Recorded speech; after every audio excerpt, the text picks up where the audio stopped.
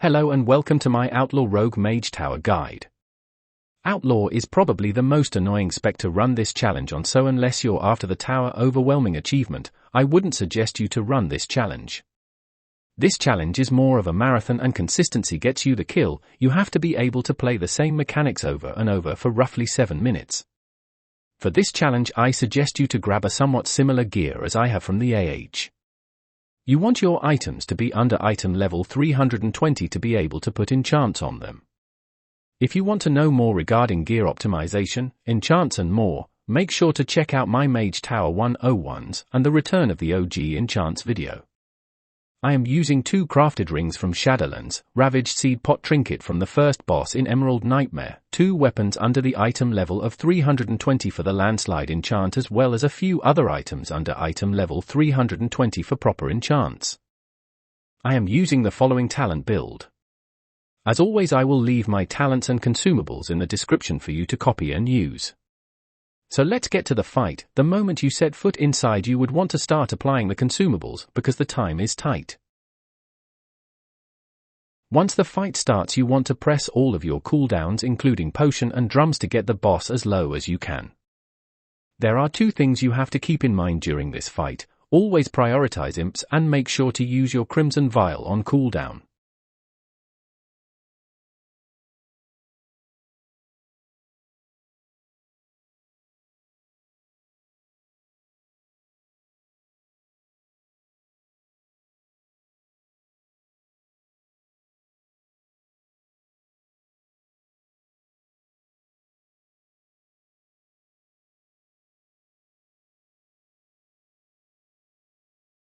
There are a total of 5 mechanics you have to deal with during this challenge.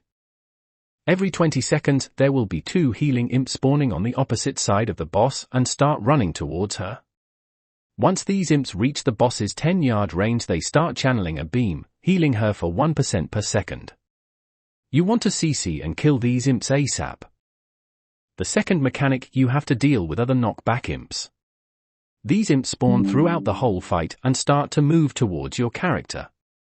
Once they reach your melee range, they'll start a cast that can only be interrupted with a stun or blind. If the cast is complete, they knock you back and spawn a puddle underneath their corpse, which will remain there for the whole fight. The third mechanic you have to deal with would be the waves of imps. Occasionally the boss will spawn a wave of 3 to 5 imps. The number goes up the longer you're in combat. There are 2 types of imps in these waves. There are imps which cast fiery spells and imps which cast shadowy spells. While the shadowy imps are alive, the boss has a shield which makes her immune to all damage, so make sure to kill those first so your AoE spells hit the boss as well.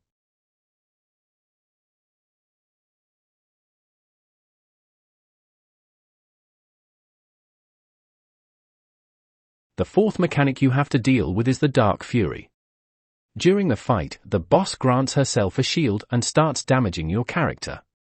You need to break the shield to make the cast interruptible.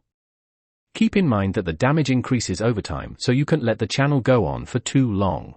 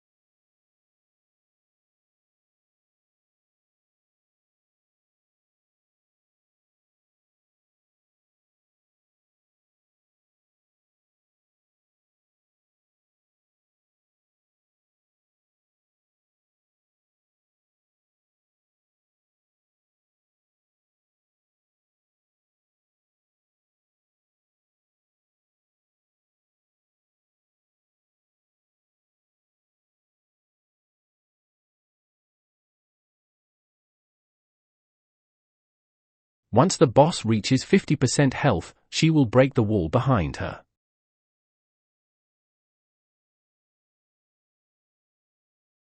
Once this happens, you have to deal with the fifth and the last mechanic of the fight, boulders. Let us split the room in 3 lanes. There will be boulders falling from above and start rolling towards the other end of the room. Getting hit by these boulders will deal a ton of damage and stun you for a few seconds. Let me tell you how to handle boulders properly. Let's say the first boulder spawns on lane A, we're certain that the second and third boulders will not be spawning on lane A. So keep an eye out on the first boulder, take its place and you're safe for the next 20 seconds. After this the whole fight is rinse and repeat.